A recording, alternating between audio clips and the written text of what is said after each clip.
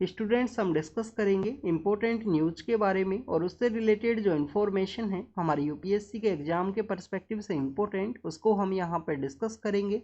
First news is regarding the enforcement directorate के बारे में है। स्टूडेंट्स ईडी का एक टीम है वो विजिट के लिए गया था झारखंड के जो सीएम है उनके रेजिडेंस के ऊपर में। बेसिकली ईडी की टीम के द्वारा उनको क्वेश्चन किया जाना था एक लैंड फ्रॉड केस के रिगार्डिंग में। तो आप देखिए कि झारखंड के जो सीएम है प्रेजेंट समय में अनट्रेसेबल सिचुएशन के अंदर है, उनका जो एग्जैक्ट लोकेशन है वो नहीं पता है। इसी वजह से ईडी की टीम के द्वारा उनको जो क्वेश्चन है वो भी नहीं किया गया यहाँ पे लैंड फ्रॉड केस के रिगार्डिंग में। स्टूडेंट्स आपको यहाँ पे ईडी के पर्सपेक्टिव से जो बेसिक इन्फॉर्मेशन है वो ज़रूर से पता होनी चाहिए, क्योंकि आप देखिए कि रेगुलरली न्यूज़पेपर के अंदर आपको एनफोर्समेंट डायरेक्टरेट है उसके रिगार्डिंग में जो न्यूज़ है वो देखने के लिए मिलती हैं। और अपोजिशन का जो पॉलिटिकल पार्टीज है उनके द्वारा एलिगेशंस भी लगाए जाते हैं कि सेंटर के द्वारा कुछ एजेंसीज है उनका मिसयूज किया गया है अपोजिशन के जो पॉलिटिकल लीडर्स हैं उनको कंट्रोल करने के पर्सपेक्टिव से। तो स्टूडेंट्स अगर हम बात करें एनफोर्समेंट डायरेक्टरेट के इस्टेब्लिशमेंट के बारे में तो आप देखिएगा अर्लियर फेज के अंदर में इसको एनफोर्समेंट यूनिट के रूप से जाना जाता था। अर्लियर फेज के अंदर इसका जो नेम है एनफोर्समेंट यूनिट हुआ करता था। बाद में 1957 के समय में इसका जो नेम है वो चेंज किया गया एज ए एनफोर्समेंट डायरेक्टरेट के रूप में। एक मल्टी डिसिप्लिनरी ऑर्गेनाइजेशन आपको देखने के लिए मिलता है जिसका मैंडेट है यहाँ पे इन्वेस्टिगेशन को कैरी आउट करना है मनी लॉन्ड्रिंग के रिगार्डिंग में। फॉरेन एक्सचेंज के पर्सपेक्टिव से जो इन्वेस्टिगेशन है उसको कैरी आउट करना है एनफोर्समेंट डायरेक्टरेट के द्वारा। Money laundering and foreign exchange के पर्सपेक्टिव से जो मैंडेट है उसको दिया गया है। अगर हम बात करें स्टूडेंट्स यहाँ पे लॉज के बारे में कि कौन से ऐसे कानून है जिसके अंडर में एनफोर्समेंट डायरेक्टरेट है वो वर्क किया करता है, तो आप देखिए कि 2002 के समय का आपको मनी लॉन्ड्रिंग का जो कानून है मनी लॉन्ड्रिंग के रिगार्डिंग में जो लॉ है वो आपको देखने के लिए मिलता है जिसको कि हम prevention of money laundering act के रूप से जानते हैं। तो उसके अंडर में यहाँ पे एनफोर्समेंट डायरेक्टरेट के द्वारा जो इन्वेस्टिगेशन है उसको कैरी आउट किया जाता है। इसके अलावा आपको फॉरेन एक्सचेंज मैनेजमेंट एक्ट देखने के लिए मिलता है। फॉरेन एक्सचेंज मैनेजमेंट एक्ट है 1999 के समय का, तो उसके अंडर भी आपको इन्वेस्टिगेशन का जो पावर है वो देखने के लिए मिलेगा। फ्यूजिटिव इकोनॉमिक ऑफेंडर एक्ट है जो 2018 के समय इस्टेब्लिशमेंट में आया था, क्योंकि इंडिया के अंदर में काफ़ी सारे लोग हैं जो इकोनॉमिक ऑफेंस करके इंडिया से बाहर जाना स्टार्ट कर दिए थे, तो उनको कंट्रोल करने के पर्सपेक्टिव से फ्यूजिटिव इकोनॉमिक ऑफेंडर का जो इन्वेस्टिगेशन का जो पावर है वो भी यहाँ पे एनफोर्समेंट डायरेक्टरेट को ही दिया गया है। इसके अलावा स्टूडेंट्स जो यहाँ पे स्मगलिंग का जो एक्टिविटीज़ है उनको कंट्रोल करने के पर्सपेक्टिव से और भी कानून है 1974 के समय का। आप देखिए कि 1973 के समय का एक आपको एक्ट देखने के लिए मिलता है जिसको कि फॉरेन एक्सचेंज रेगुलेशन एक्ट के रूप से जानते हैं, जिसको 2002 के समय में चेंज कर दिया गया था as a foreign exchange management act के रूप में और prevention of money laundering act है। तो बेसिकली ये 3 कानून है जिसके अंडर में यहाँ पे पावर दिया गया है एनफोर्समेंट डायरेक्टरेट के द्वारा। स्टूडेंट्स आपको यहाँ पे बेसिक इन्फॉर्मेशन और पता होनी चाहिए आपके रिगार्डिंग में। एक होमवर्क भी है। होमवर्क ये है कि हमने एनफोर्समेंट डायरेक्टरेट के बारे में रीड किया कि एनफोर्समेंट यूनिट को ईडी के रूप से बना दिया गया था। और आप देखिए कि मिनिस्ट्री ऑफ फाइनेंस के अंडर में इसको 1957 के समय इस्टेब्लिश किया गया। तो मिनिस्ट्री ऑफ फाइनेंस के समय इसको मिनिस्ट्री ऑफ फाइनेंस के अंडर में इसको इस्टेब्लिश किया गया है। बट आप देखिए कि मिनिस्ट्री ऑफ फाइनेंस के अंडर में काफ़ी सारे जो डिपार्टमेंट है वो आपको देखने के लिए मिलते हैं। डिपार्टमेंट ऑफ रिवेन्यू है, डिपार्टमेंट ऑफ एक्सपेंडिचर है और भी काफ़ी सारे डिपार्टमेंट है, 5-6 टोटल डिपार्टमेंट है।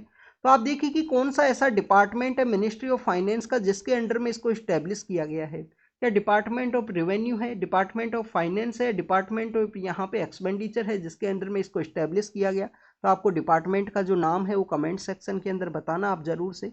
इसके अलावा स्टूडेंट्स आपको एक और होमवर्क है। आप देखिए हम काफ़ी बार यहाँ पे फाइनेंस सेक्रेटरी है उसके बारे में रीड करते हैं। आप देखिए काफ़ी पावरफुल पोस्ट आपको देखने के लिए मिलती है फाइनेंस सेक्रेटरी का। अगर आप अर्लियर फेज के अंदर में यूपीएससी का एग्जाम अगर क्लियर करते हो तो आपके भी चांसेस है वो बनते हैं यहाँ पे फाइनेंस सेक्रेटरी है। हो सकता है कि आप अपना कैरियर का जो लास्ट टाइम है उसके अंदर में उस पोजीशन को सिक्योर करो। तो स्टूडेंट जो फाइनेंस सेक्रेटरी है उनके द्वारा 1 रुपये का जो नोट है उसके ऊपर जो साइन है वो भी किए जाते हैं। तो फाइनेंस सेक्रेटरी के द्वारा हमारे जो मिनिस्ट्री ऑफ फाइनेंस के अंडर में जो 5-6 डिपार्टमेंट्स हैं उसके अंदर में कौन सा जो डिपार्टमेंट है वो हेड किया जाता है उसके बारे में आप कमेंट सेक्शन के अंदर बताना। अर्लियर भी हमने कुछ दिन पहले भी इसको डिस्कस किया था। स्टूडेंट्स आपको यहाँ पे सीएम के रिगार्डिंग में जो क्वेश्चन किया गया है ईडी के द्वारा जो क्वेश्चन किए जाएंगे उनसे, तो आपको यहाँ पे एक और बेसिक इन्फॉर्मेशन पता होनी चाहिए। आप देखिए कि जो मेंबर ऑफ लेजिस्लेटिव असेंबली हैं कि काफ़ी सारे ऐसे स्टेट्स हैं जहाँ पे लेजिस्लेटिव काउंसिल है वो नहीं है, जैसे कि झारखंड के अंदर भी लेजिस्लेटिव काउंसिल नहीं है। तो जो मेंबर ऑफ लेजिस्लेटिव असेंबली है उनको यहाँ पे जो क्वेश्चन है वो किए जाते हैं, उनको कुछ प्रिविलेज भी अवेलेबल है कि यहाँ पे उनका जो अरेस्ट है वो डायरेक्टली नहीं किया जा सकता, स्पीकर के ही द्वारा उनको यहाँ पे जो कंसेंट है वो देना होगा उनके अरेस्ट के रिगार्डिंग में। तो आप देखिए कि member of parliament, member of legislative assembly को बेसिकली कुछ प्रिविलेज हैं वो अवेलेबल हैं, उनके बारे में आपको पता होना चाहिए कि मेंबर ऑफ पार्लियामेंट को आर्टिकल 105 के अंडर में जो प्रिविलेज हैं वो दिए गए हैं। मेंबर ऑफ लेजिस्लेटिव असेंबली को आर्टिकल 194 के अंडर में कुछ प्रिविलेज हैं वो अनाउंस किए गए हैं, बेसिकली उनके रिगार्डिंग में जो इन्वेस्टिगेशन है वो कैरी आउट नहीं किया जा सकता। हाउस के अंदर इनको बोलने का जो कंप्लीट फ्रीडम है वो दिया गया है। आप देखिए कि बेसिकली जो आर्टिकल 14 है जो इक्वलिटी के बारे में डिस्कस करता है, तो इक्वलिटी का एक वायलेशन के रूप से या एक्सेप्शन के रूप से देखा जाता है। जिस तरीके से यहाँ पे कुछ प्रिविलेज है वो मेंबर ऑफ पार्लियामेंट या मेंबर ऑफ लेजिस्लेटिव असेंबलीज को दिए गए हैं। तो क्या यहाँ पे सीएम को अरेस्ट किया जा सकता है डायरेक्टली किसी भी सेंटर का जो एजेंसी है उसके द्वारा?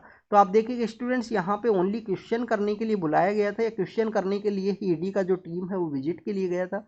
अरेस्ट करने के लिए यहाँ पे स्पीकर का जो कंसेंट है वो भी रिक्वायरमेंट है, तो अरेस्ट नहीं किया गया था, ओनली क्वेश्चन के रिगार्डिंग में है। तो आपको आर्टिकल 194 एंड 105 के अंडर में जो प्रिविलेज है उसके बारे में आपको रीड करना है।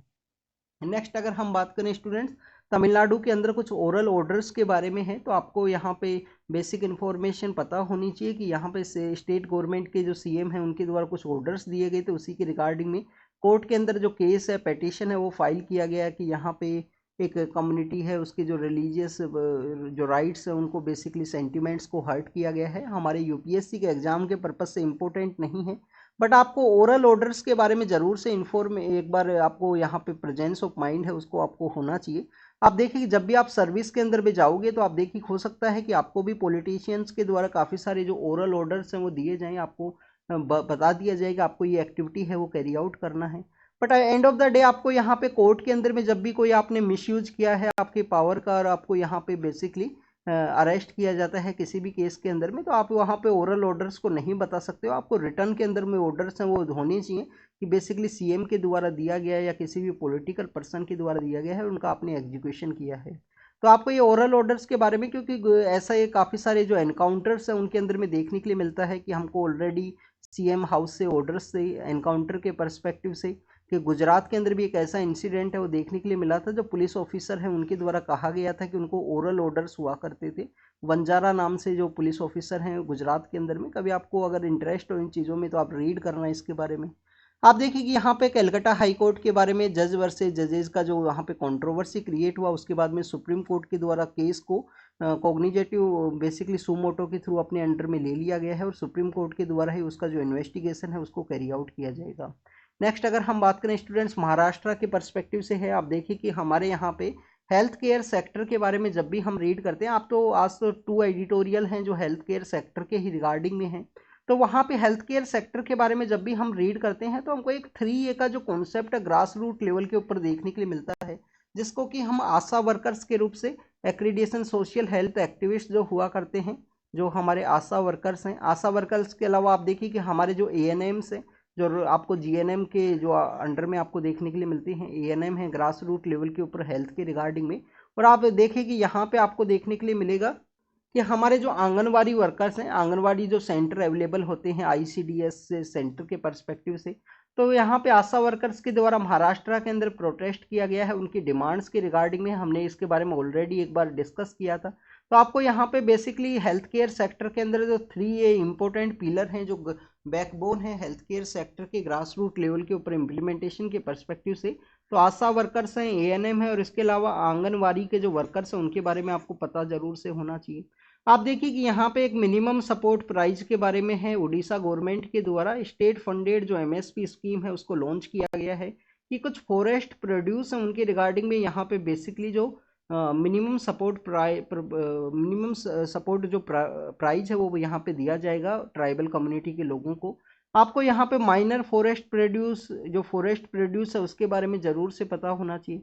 1987 के समय हमारी गवर्नमेंट के द्वारा एक ट्राइफेड नाम का जो ऑर्गेनाइजेशन है जो मिनिस्ट्री ऑफ ट्राइबल के अंदर सिचुएटेड है, जिनके द्वारा जो MSP है उसको डिसाइड किया जाता है कि जो ट्राइबल कम्युनिटीज हैं, जो फॉरेस्ट एरियाज के अंदर रहने वाले जो लोग हैं, उनको कितना यहाँ पे जो MSP है वो दिया जाएगा किसी भी माइनर फॉरेस्ट प्रोड्यूस की पर्सपेक्टिव से।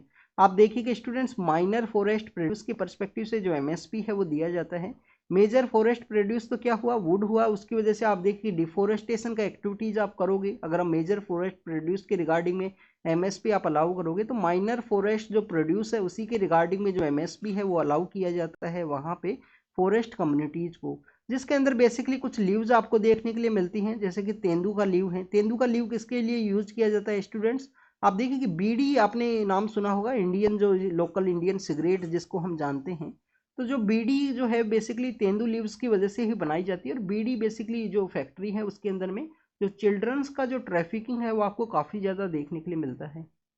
चिल्ड्रंस का ट्रैफिकिंग क्यों किया जाता है स्टूडेंट्स इस बीडी मेकिंग जो इंडस्ट्री है उसके अंदर में, क्योंकि आप देखिए कि बेसिकली वो जो तेंदू लीव्स है उनको रोल करना होता है और चिल्ड्रंस के द्वारा उसको रोल करना काफ़ी ज़्यादा आसान होता है। इस वजह से चिल्ड्रंस का जो आपको जो ट्रैफिकिंग है वो आपको काफ़ी ज़्यादा देखने के लिए मिलता है बीडी मेकिंग इंडस्ट्री के अंदर में। तो यहाँ पे आपको ट्राइफेड के बारे में, माइनर फॉरेस्ट प्रोड्यूस के बारे में, जिसके अंदर हमने तेंदू लीव्स के बारे में डिस्कस किया, जिसके अंदर में आपको पता होना चाहिए कि फॉरेस्ट से मिलने वाला जो फ्रूट है, फॉरेस्ट से मिलने वाला जो गोंद है, उन सभी को यहाँ पे माइनर फॉरेस्ट प्रोड्यूस का जो कैटेगरी है उसके अंदर में रखा गया है।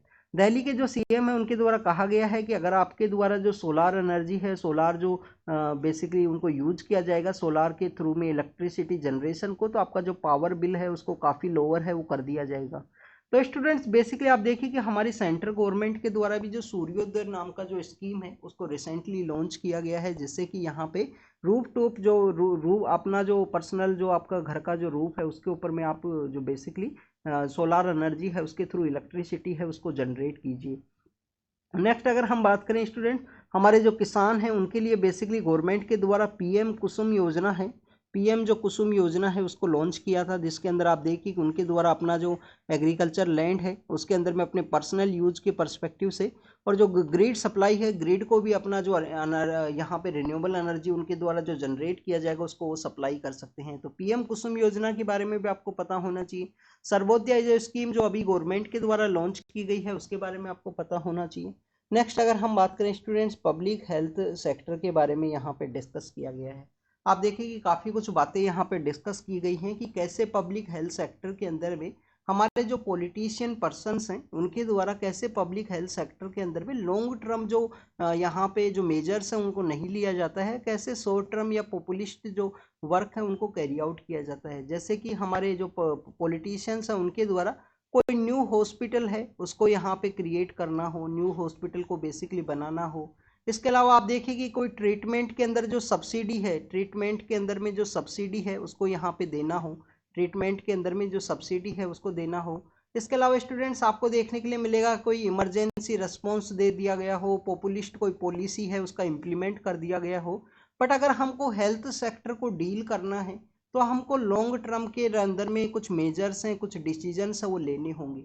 लॉन्ग टर्म के अंदर में किस तरीके से, जैसे कि आप देखिए कि हमको सैनिटेशन का जो एक्टिविटी है, public behaviour towards the sanitation है उसको इम्प्रूव करना होगा, क्योंकि सैनिटेशन जो है वो बेसिकली एक इम्पोर्टेंट रोल प्ले करता है काफ़ी सारी जो डिजीज़ है उसके कंट्रोल करने के पर्सपेक्टिव से।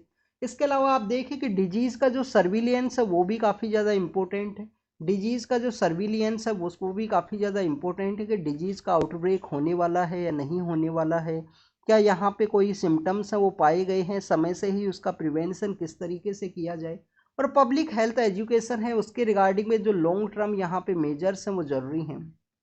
Public health education, public health education के जो मेजर्स हैं वो ज़रूरी हैं लॉन्ग टर्म के अंदर में, अगर आपको रिजल्ट्स हैं उनको अचीव करना है।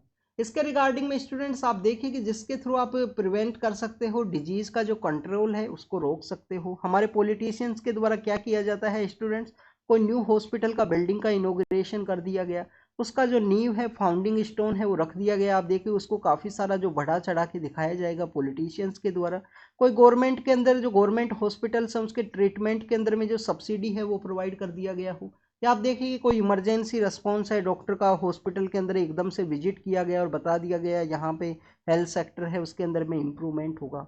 हेल्थ सेक्टर के अंदर अगर आपको लॉन्ग टर्म बेसिस पे इम्प्रूवमेंट करना है तो आपको जो साइंटिफिक टेम्पर है उसको डेवलप करना होगा, जो कि हमारा 51A के अंडर भी मेंशन है फंडामेंटल ड्यूटीज़ के अंडर में, कि साइंटिफिक टेम्पर को प्रमोट करना हमारी रिस्पॉन्सिबिलिटी है हमारे यहाँ पे कम्युनिटी के बिहेवियर के अंदर में।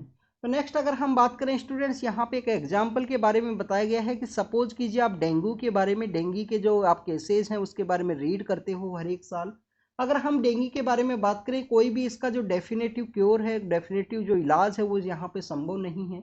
ओनली यहाँ पे जो सिम्टम बेसिस पे कुछ ट्रीटमेंट्स है वो किया जाता है।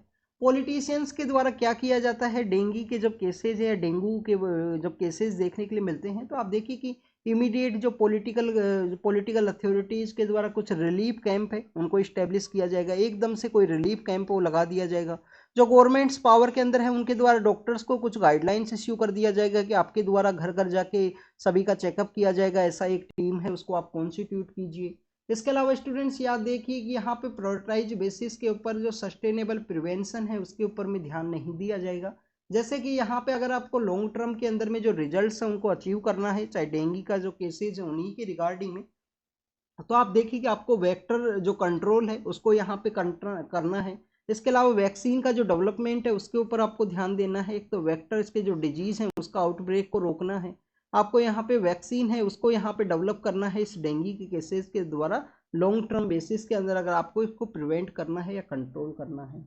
तो इसके अंडर में यहाँ पे बेसिकली एग्जाम्पल बताया गया है कि जैसे हमारा जुडिशियल सेटअप है, जैसे हमारा सुप्रीम कोर्ट है, जैसे हमारा स्पेस प्रोग्राम्स है, वो कम्प्लीटली हमारा जो पब्लिक प्रोसेस है, कम्प्लीटली हमारा यहाँ पे जो पॉलिटिक्स का जो प्रोसेस है उससे उसका सेपरेशन है। और साइंटिफिक टेम्पर के बेसिस पे जो स्पेस प्रोग्राम है, जो हमारा जुडिशियल सेटअप है उसका आपको वर्किंग सिस्टम में वो देखने के लिए मिलता है। डाटा ड्राइव आपको जो पॉलिसी है वो देखने के लिए मिलेगी। आप देखिए कि जो एक्सपर्ट लोग हैं उनको ही वहाँ पे रिक्रूट किया जाता है। और आपको देखिए कि जो इलेक्शन साइकिल है उससे कम्प्लीटली सेपरेशन है यहाँ पे स्पेस प्रोग्राम का भी, यहाँ पे जो बेसिकली अगर हम बात करें जुडिशियल सेटअप का भी, तो उसी की वजह से वहाँ पे जो फ्रूटफुल रिजल्ट्स है उनका अचीवमेंट हुआ है, उसी के बारे में इनके द्वारा डिस्कस किया गया कि पब्लिक हेल्थ सेक्टर को भी यहाँ पे कम्प्लीटली जो पॉलिटिकल अथॉरिटीज़ हैं उनसे सेपरेट होना चाहिए। यहाँ पे डाटा ड्राइविंग जो कॉन्सेप्ट है उसके थ्रू जो पॉलिसी का एनालिसिस होना चाहिए, पॉलिसी का जो प्रोसेस है डाटा के परस्पेक्टिव से यहाँ पे किया जाए। साइंटिफिक कम्युनिटी को यहाँ पे टेम्पर हो, साइंटिफिक टेम्पर का यहाँ पे डेवलपमेंट हो। इसके अंदर बेसिकली एक एक्स ब्यूरोक्रेट है जिनको कि हम जोसेफ बोर के रूप से जानते हैं, उनके द्वारा कहा गया है कि कैसे यहाँ पे इकोनॉमिक और ह्यूमन कोस्ट को नेग्लेक्ट करने का जो इफेक्ट है, इकोनॉमिक एंड ह्यूमन कोस्ट को जो नेग्लेक्ट करने का जो इफेक्ट है हेल्थ के ऊपर देखने के लिए मिलेगा एक लॉन्ग टर्म इम्पैक्ट के रूप में। आप देखिएगा अगर आपको हेल्थ को अगर आपने इमीडिएटली यहाँ पे एज ए सीरियस वे में यहाँ पे टैकल नहीं किया है तो इसके लॉन्ग टर्म इम्पैक्ट हैं वो देखने के लिए मिलते हैं। जैसे कि आप देखिए कि हमारे यहाँ पे पोषण अभियान है वो चलाया गया है, हमारे यहाँ पे पोषण अभियान है वो चलाया गया है। पोषण अभियान के अंदर जो स्टंटिंग है, आपको यहाँ पे स्टंटिंग और वेस्टिंग के बारे में पता होना चाहिए। इंडिया के अंदर हाईएस्ट नंबर ऑफ केसेज है वो पाए जाते हैं। स्टूडेंट्स स्टंटिंग क्या है, क्या स्टंटिंग के अंदर हाइट कम होती है चिल्ड्रन का और उसका एज के मुकाबले में, या वेस्टिंग क्या है, तो इनके बारे में आप दोनों के बारे में रीड करना। इंडिया के अंदर हाईएस्ट बर्डन है इंडिया के हेल्थ डिपार्टमेंट का या हेल्थ सेक्टर का स्टंटिंग और वेस्टिंग जो चिल्ड्रंस के अंदर में काफ़ी ज़्यादा मिलना। और अंडर न्यूट्रिशन भी है वुमेन्स के अंदर में, आप देखिए अंडर वेट का सिचुएशन है, एनीमिया का सिचुएशन है, ये काफ़ी कुछ ऐसे सिचुएशंस है जो आपको मैक्सिमम हमारे कंट्री के अंदर में मैक्सिमम लोगों के अंदर देखने के लिए मिलता है। तो पोषण अभियान के अंदर में एक टारगेट था कि स्टंटिंग को बेसिकली 2% हमको रिड्यूस करना था। स्टंटिंग के अलावा आप देखिए कि अंडर जो न्यूट्रिशन का जो कॉन्सेप्ट है उसको भी 2% के आसपास रिड्यूस करना है ईयरली बेसिस के ऊपर में। एनीमिया के बारे में अगर हम बात करें, यहाँ पे एनीमिया को 3% के आसपास रिड्यूस करना था। लो बर्थ वेट है जो चिल्ड्रंस का, जो लो बर्थ के समय जो वेट है वो काफ़ी कम देखने के लिए मिलता है, तो लो बर्थ वेट वाले जो चिल्ड्रंस है उनको भी यहाँ पे 2% के आसपास रिड्यूस करना है ईयरली बेसिस के ऊपर में। बट स्टूडेंट्स अगर हम नेशनल फैमिली हेल्थ सर्वे के जो डाटाज हैं उनके बारे में डिस्कस करें तो 2019-20 के समय उनका जो रिलीज़ किया गया, तो आप देखिए कि हमारे यहाँ पे 35.5% जो चिल्ड्रंस है वो स्टंटेड चिल्ड्रंस है। स्टंटिंग के अंदर में इतने परसेंट चिल्ड्रंस है टोटल चिल्ड्रंस के अंदर में। आप देखिए कि 32.1% आपको अंडरवेट चिल्ड्रंस है वो देखने के लिए मिलते हैं। यहाँ पे ट्यूबरक्लोसिस के बारे में भी बताया गया है कि उसके केसेस कैसे 2021 के समय इंक्रीज हुए हैं। तो ट्यूबरक्लोसिस का जो रोल है वो हेल्थ का ही नहीं है, आप देखिए कि पोवर्टी भी है, एक विशियस साइकिल आपको देखने के लिए मिलेगी। अगर उसी साइकिल के अंदर आप यहाँ पे कंप्लीट हो, तो जैसे कि आप देखिए कि आपके द्वारा हार्डवर्क नहीं किया गया, सपोज कीजिए आपके द्वारा हार्डवर्क नहीं किया गया, यहाँ पे आप प्रीलिम्स के फेज के अंदर हो, आपका सपोज कीजिए मेंस यहाँ पे क्लियर हुआ, आपने आंसर्स लिखे, इंटरव्यू के अंदर आपका सिलेक्शन नहीं हुआ, दोबारा से आपके द्वारा प्रीलिम्स लिखा गया, प्रीलिम्स के रिगार्डिंग में आपने स्पेसिफिक नॉलेज एक्वायर कर ली है कैसे एग्जाम को क्लियर करना है, बट एग्जैक्टली जो हमारा प्रिपरेशन साइकिल है उससे किस तरीके से आउट करना है वो आपको नहीं पता है। तो एक ऐसी विशेष साइकिल बनती है हेल्थ सेक्टर के अंदर भी, तो उसी के बारे में बताया गया है कि टीबी के अंदर जैसे आप देखिए कि हेल्थ है, पॉवर्टी है, इन सभी के ऊपर नेगलेक्ट करना, हेल्थ को नेगलेक्ट करना, किसी पर्सन का एक्सपेंडिचर का यहाँ पे जो मनी है वो ना होना, वो बेसिक रीजन्स है। यहाँ पे ट्यूबरक्लोसिस के जो केसेज हैं वो इंक्रीज हुए हैं। तो पब्लिक हेल्थ कोर्स के रिगार्डिंग में कुछ कोर्स हैं वहाँ पे एजुकेशन सेक्टर में उनको लॉन्च करना चाहिए जिससे कि ट्रीटमेंट को हम यहाँ पे इंक्रीज कर सके, और प्रिवेंशन ही एकमात्र क्योर है। अगर हमको पब्लिक हेल्थ सेक्टर के अंदर इंप्रूवमेंट करना है तो प्रिवेंशन को ही एक क्योर है वो बताया गया है। नेक्स्ट आप देखिए हमारे यहाँ पे न्यूट्रिशन के पर्सपेक्टिव से डिस्कस किया गया है कि अर्लियर फेज के अंदर जो न्यूट्रिशन है उनका अगर ध्यान नहीं दिया जाता है तो कैसे उसका इम्पैक्ट है वो देखने के लिए मिलता है। तो early human capital investment nutrition के बेसिस पे अगर यहाँ पे नहीं की जाती है तो आप देखिए कि उसका जो इम्पैक्ट है एजुकेशन के अंदर भी देखने के लिए मिलेगा। ये बेसिकली यहाँ पे इथोपिया है, इथोपिया के अलावा आप देखिए कि जो पेरू नाम का जो कंट्री है लैटिन अमेरिका के अंदर में, वहाँ पे एक स्टडी है उसको कंडक्ट किया गया, उसी के अंदर बताया गया है कि अगर कोई स्टंटेड चिल्ड्रन है तो उसका इम्पैक्ट यहाँ पे एनरोलमेंट, स्कूल के अंदर जो एनरोलमेंट है उसके अंदर में डिले के रूप में देखने के लिए मिलेगा। स्टंटिंग मीन्स हाइट कम होना, एज के मुकाबले में हाइट वहाँ पे रिड्यूस होना। तो आप देखिए स्टंटेड अगर कोई चिल्ड्रन है तो उसका यहाँ पे स्कूल के अंदर जो एनरोलमेंट है वो आपको काफ़ी लेस आपको देखने के लिए मिलता है। अंडर अर्ली फेज के अंदर अगर अंडर न्यूट्रिशन कोई पर्सन रहा है तो उसके आपको काफ़ी सारे जो स्किल डेवलपमेंट है उसके ऊपर जो इम्पैक्ट है वो देखने के लिए मिलेगा। तो हमारी गवर्नमेंट के द्वारा इस तरीके के जो केसेज है उनको डील करने के लिए क्या करना चाहिए। आप देखिए कि हमारे यहाँ पे जो अर्ली ब्रेस्ट फीडिंग का जो कॉन्सेप्ट है उसको 2 ईयर तक कंपलसरी करने का ज़रूरत है, कि जो ब्रेस्ट फीडिंग है उसको यहाँ पे अलाउ करना चाहिए कि 2 ईयर तक जो माँ का जो बेसिकली जो मिल्क है वो काफ़ी ज़्यादा इंपॉर्टेंट है पर्सन का किसी भी इम्यूनिटी है उसको डेवलपमेंट करने के पर्सपेक्टिव से। जो डाइट है, जो डाइट यहाँ पे चिल्ड्रंस के द्वारा यहाँ पे अर्लियर फेज के अंदर में कंज्यूम किया जाता है तो उसको डाइवर्सिफाई करने का ज़रूरत है।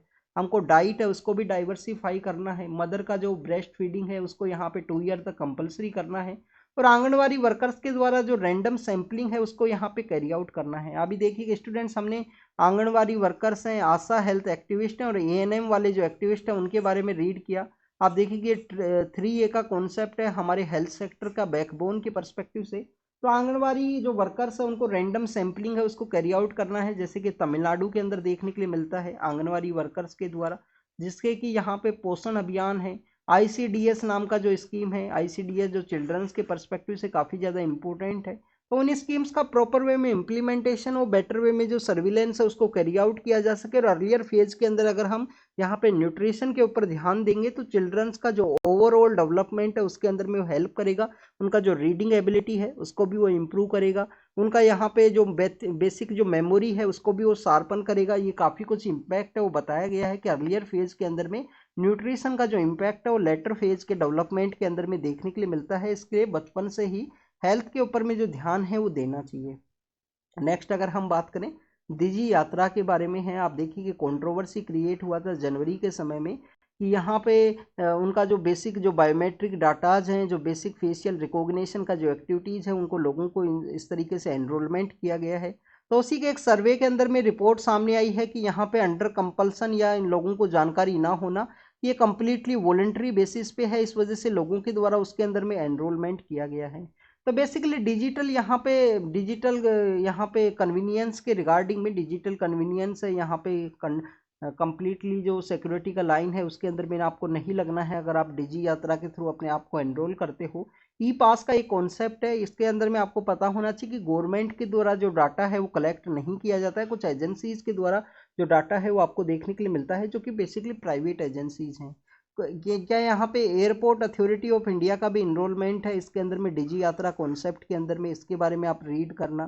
तो इस सर्वे के अंदर रिपोर्ट बताया गया है स्टूडेंट्स। कल हमने जैसे कि वहाँ पे ह्यूमन पिपिलो जो वायरस है उसके बारे में रीड किया था, सर्वाइकल कैंसर के बारे में, कि इंडिया के अंदर में 1% के आसपास जो केसेज हैं, क्योंकि इंडिया के अंदर बेसिकली वहाँ पे जो सर्विलेंस है वो काफ़ी कम किया गया है, काफ़ी सारे कम जो सर्वे हैं, जो यहाँ पे ट्रेसिंग है वो काफ़ी कम की गई है।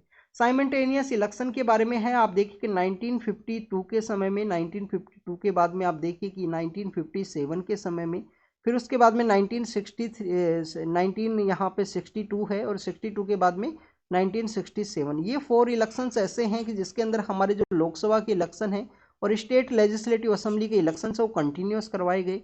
फिर 1967 के समय कुछ स्टेट असेंबलीज है वहाँ पे डिजोल्यूशन का प्रोसेस आया है स्टूडेंट्स, क्योंकि आप देखिए कहीं पे हंग असेंबली होना, कहीं पे वहाँ पे गवर्नमेंट को चेंज किया गया कुछ पॉलिटिकल पार्टीज के द्वारा, इस तरीके से वहाँ पे जो डिसकंटिन्यूटी है वो देखने के लिए मिला है।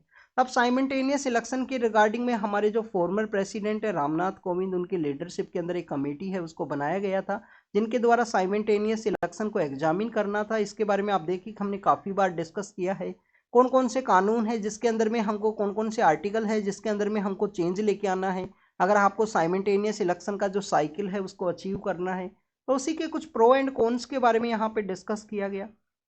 प्रो बेसिकली यही है कि मॉडल कोड ऑफ कंडक्ट के थ्रू जो बेसिक यहाँ पे जो पैसा है वो खर्च होता है अलग अलग फेज के अंदर इलेक्शंस की रिगार्डिंग में, तो एक्सपेंडिचर आपको यहाँ पे रिड्यूस होगा इलेक्शंस का। नेक्स्ट आप देखिए कि पॉलिसी पैरालिसिस है वो नहीं देखने के लिए मिलेगा मॉडल कोड ऑफ कंडक्ट के परस्पेक्टिव से। आपको यहाँ पे जो इलेक्शंस है वो ब्रीडिंग ग्राउंड हुआ करते हैं कम्युनल वायलेंस का, कास्ट का, यहाँ पे जो टेंशंस हैं एक कास्ट का दूसरी कास्ट के ऊपर जो सुप्रीमेसी का जो कॉन्सेप्ट आपको देखने के लिए मिलता है सोसाइटी के अंदर में, तो आप देखिए कि उसके ब्रीडिंग ग्राउंड के रूप से देखा जाता है इलेक्शंस को। अगर वो यहाँ पे रेगुलरली कंडक्ट होंगे 5 ईयर्स के बेसिस पे तो काफ़ी कम ऐसे कन्फ्लिक्ट है वो देखने के लिए मिलेंगे।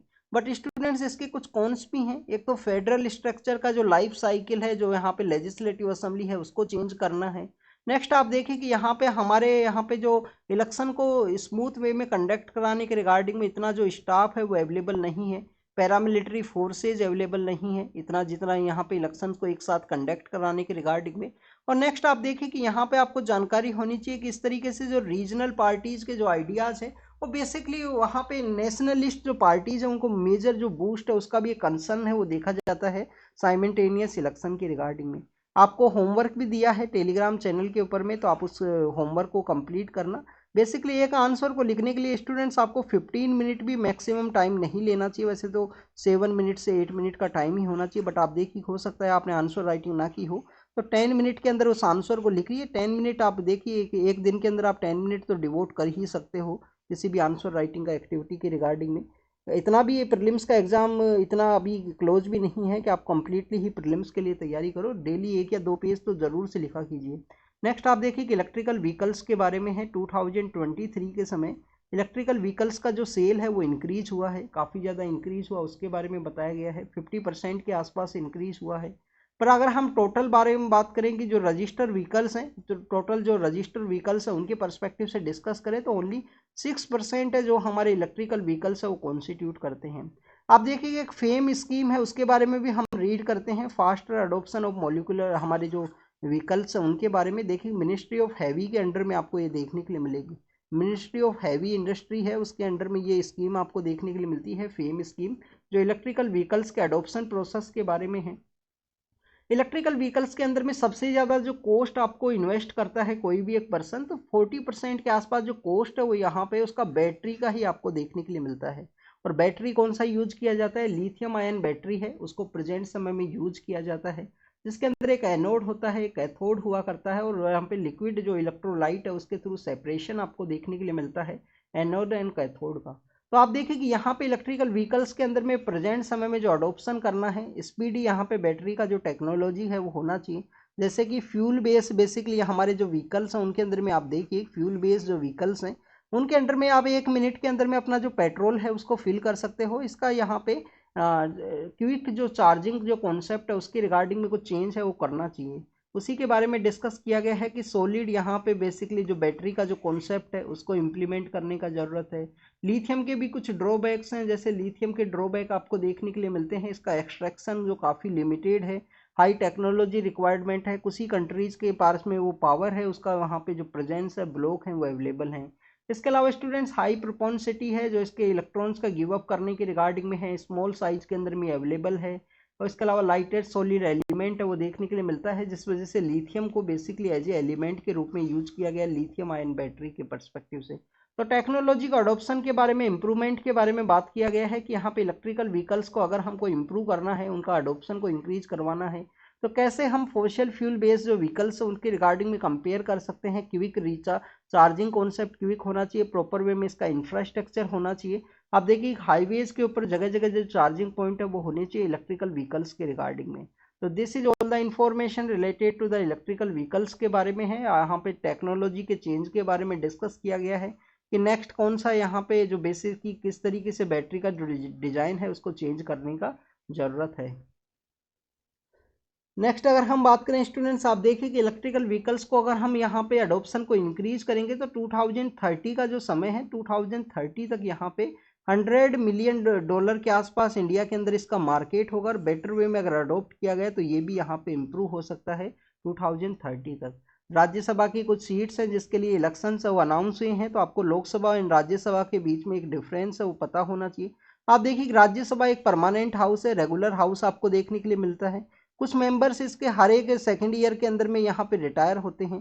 तो एक परमानेंट हाउस है, इसका जो इलेक्शंस आपको रेगुलर बेसिस पे आपको देखने के लिए मिलेंगे इलेक्शंस।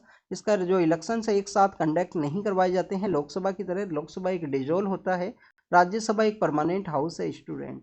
इसके अलावा स्टूडेंट्स अगर हम बात करें गल्फ ऑफ आदेन के अंदर में है, आप देखिए ईरानियन बेस एक शिप है जिसको कि INS सुमात्रा के द्वारा वहाँ पे डिप्लॉय किया गया, वहाँ पे जो भी हाईजैकिंग का सिचुएशन के अंदर में उसको रेस्क्यू करने के पर्सपेक्टिव से। नेक्स्ट अगर हम बात करें स्टूडेंट्स, एक लिटिगेशन है जिसके अंदर सुप्रीम कोर्ट के द्वारा जजमेंट को डिलीवर किया गया है कि किसी भी क्रिमिनल पर्सन का जो नेम है, जब आप रिपोर्ट्स को रीड करोगे या केस को रीड करोगे स्टूडेंट, तो आप देखिए उसके अंदर में जैसे सपोज कीजिए कोई पर्सन है, पर्सन का नाम है निखिल, पर्सन का नाम है निखिल। तो निखिल सपोज कीजिए उसका कुछ सरनेम है, निखिल एक्स कुछ सरनेम है। तो उसका जब यहाँ पे डिस्क्रिप्शन होगा किसी भी केस के अंदर में, इवन पुलिस केसेज के अंदर भी आप रीड करोगे तो उसका जो कास्ट है उसको मेंशन किया जाता है कि ये कास्ट है, निखिल नाम का पर्सन है, उसका जो कास्ट है वो ये एक्स कास्ट से बिलोंग करता है। अगर उसका रिलीजन है तो रिलीजन भी मेंशन किया जाता है। तो सुप्रीम कोर्ट के द्वारा कहा गया है कि किसी भी पर्सन का रिलीजन मेंशन करने का जो एक्टिविटी है लिटिगेशंस के अंदर में, कास्ट मेंशन करने का जो एक्टिविटी है लिटिगेशंस के अंदर में, इसको अब प्रेजेंट समय में स्टॉप करना चाहिए। सुप्रीम कोर्ट के द्वारा एक केस के अंदर ये जजमेंट है वो दिया गया।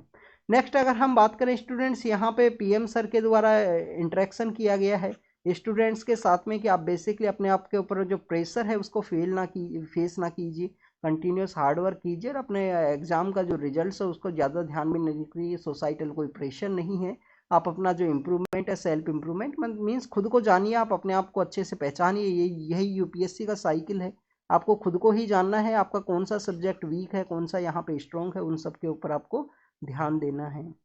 भूटान के अंदर इलेक्शंस हुए थे, इलेक्शंस के बाद में नया पावर है, जो वो नया जो लोग हैं वो पावर के अंदर में आए हैं। तो उसी के रिगार्डिंग में हमारे जो फॉरेन सेक्रेटरी हैं भूटान के लिए विजिट के लिए गए हैं, वहाँ पे जो ओथ का जो प्रोसेस होने वाला है उसी के अंदर पार्टिसिपेट करने के रिगार्डिंग। भूटान के द्वारा एक नया सिटी है, एक न्यू सिटी है, उसको यहाँ पे बेसिकली अनाउंस किया गया था इलेक्शन के दौरान ही। एक न्यू सिटी है उनके द्वारा डेवलप किया जाएगा जिसके अंदर एमिशन है वो काफ़ी कम रहेगा, जीरो एमिशन देखने के लिए मिलेगा। तो उस सिटी का उस प्रोजेक्ट का क्या नाम है उसके बारे में एक बार आप जरूर से कमेंट सेक्शन के अंदर बताना, होमवर्क है आपका कि जो भूटान के द्वारा कौन सा जो सिटी है जिसको अनाउंस किया गया था। भूटान के आप देखिए कि हम जब भूटान के बारे में रीड करते हैं तो इंडिया के अंदर एक मानस नाम का नेशनल पार्क आपको देखने के लिए मिलता है, जो कहाँ पे सिचुएटेड है, आसाम के अंदर में मानस नेशनल पार्क। ऐसा ही एक मानस का ही नाम का एक नेशनल पार्क उधर भी सिचुएटेड है भूटान के अंदर में, जिसको कि रॉयल मानस के रूप से जाना जाता है और वन हॉर्न राइनो की वजह से काफ़ी ज़्यादा फेमस है मानस और रॉयल मानस का जो नेशनल पार्क है वो। Next is about the beating retreat के बारे में है। आप देखिए कि हमारा जो नॉर्थ ब्लॉक साउथ ब्लॉक का जो एरिया है, विजय पथ का जो एरिया है, वहाँ पे कर्तव्य पथ विजय पथ के एरिया के अंदर बीटिंग रिट्रीट है उसको किया जाता है और हमारा जो रिपब्लिक डे सेलिब्रेशन है उसी के साथ में यहाँ पे एंड होता है। स्टूडेंट्स आपको यहाँ पे कुछ अलग और फेस्टिवल्स के बारे में पता होना चाहिए। आप देखिए कि 23 जनवरी का जो दिन है उसको पराक्रम दिवस के रूप में सेलिब्रेट किया जाता है। एक रेड फोर्ट के ऊपर में एक भारत पर्व है वो भी देखने के लिए मिलता है, कल्चरल इवेंट है, हर एक साल जनवरी के करंट अफेयर्स के समय में इसको रीड करते हैं। भारत पर्व के बारे में जो जनवरी के समय आपको देखने के लिए मिलेगा इस रिपब्लिक डे सेलिब्रेशन के बारे में ही। और अगर हम आज के बारे में डिस्कस करें तो आप देखिए कि 30 जनवरी है, तो 30 जनवरी के अंदर हमारे जो मोहनदास करमचंद गांधी हैं, MK गांधी हैं, उनका असेसिनेट कर दिया गया था उनको। तो बेसिकली शहीदी दिवस के रूप से भी इसको सेलिब्रेट किया जाता है अलग अलग समय के अंदर में। नेक्स्ट अगर हम बात करें स्टूडेंट्स वर्ल्ड, यहाँ पे आप देखिए कि चाइल्ड मैरिज के बारे में है, सॉरी चाइल्ड मैरिज के बारे में नहीं, जो फीमेल है जो गर्ल्स है उनका जो मैरिज एज है उसको इंक्रीज करने के बारे में गवर्नमेंट के द्वारा एक जया जेटली कमेटी है, गवर्नमेंट के द्वारा एक जया जेटली कमेटी है उसको फॉर्म किया गया था, उसके द्वारा सजेस्ट किया गया था कि जो गर्ल्स का जो एज है मैरिज का उसको भी 21 करने का ज़रूरत है, जो प्रेजेंट समय में बॉयज़ का एज है 21। तो उसी के रिगार्डिंग में यहाँ पे मेंशन किया गया था। आप देखिए कि इसका इम्प्लीमेंटेशन नहीं हो चुका है, उसी के बारे में बताया गया है कि उसको इम्प्लीमेंट किया जाएगा गवर्नमेंट के द्वारा डिस्कशन के बाद में। यूक्रेन के द्वारा जो न्यूक्लियर रिएक्टर्स हैं उनको डेवलप किया जाएगा जिससे कि पावर सेक्टर का जो सप्लाई है उसको इम्प्रूव किया जा सके, जो अभी डिस्ट्रॉय होने की वजह से यहाँ पे पावर सप्लाई है वो रिड्यूस हुआ है। यूक्रेन का कुछ एरियाज़ के बारे में भी पता होना चाहिए। 2023 के प्रीलिम्स के अंदर में काफ़ी कुछ एरियाज़ है वो पूछे गए हैं यूक्रेन के रिगार्डिंग में, तो आपको जो एरियाज़ न्यूज़ के अंदर रहते हैं उनके बारे में आप ज़रूर से रीड करना स्टूडेंट्स। नेक्स्ट आप देखिए कि कतर के द्वारा यहाँ पे 15 ईयर्स का एक डील है, एग्रीमेंट है, उसको साइन किया गया है बांग्लादेश के साथ में गैस सप्लाई के पर्सपेक्टिव से। इसके अलावा आप देखिए कि न्यूट्रिशनल सप्लाई के पर्सपेक्टिव से भी कतर का एक इम्पोर्टेंस है गैस के रिगार्डिंग में। लिक्विड नेचुरल गैस है, लिक्विड नेचुरल पेट्रोलियम गैस है, उसके रिगार्डिंग में काफ़ी कुछ जो आपको इम्पोर्टेंस है वो देखने के लिए मिलता है कतर का। कतर का लोकेशन कहाँ पे सिचुएटेड है, आप देखिए कि सपोज कीजिए ये अरेबियन पेनिनसुला है, यहाँ पे ओमान है, यहाँ पे आपको यमन देखने के लिए मिलेगा, यहाँ पे होती रिबेलियंस हैं वो बेसिकली रेड सी के अंदर में और गल्फ ऑफ आदेन के अंदर में अटैक किया करते हैं। यहाँ पे स्ट्रेट ऑफ बेबल मंदाब है, यहाँ पे स्ट्रेट ऑफ होर्मुज है।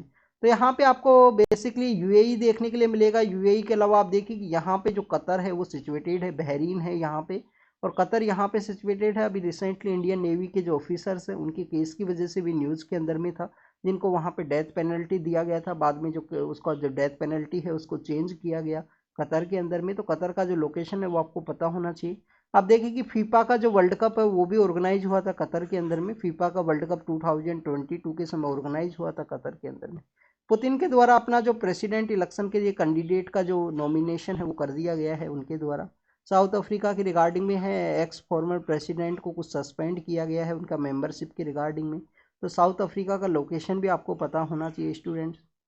ये सपोज कीजिए अफ्रीकन कॉन्टिनेंट है, यहाँ पे साउथ अफ्रीका है। साउथ अफ्रीका के अंदर ही आपको स्टूडेंट 2 कंट्रीज हैं वो देखने के लिए मिलते हैं। एक तो आपको लिसोटो नाम का जो कंट्री है, लिसोटो नाम का जो कंट्री है वो देखने के लिए मिलता है।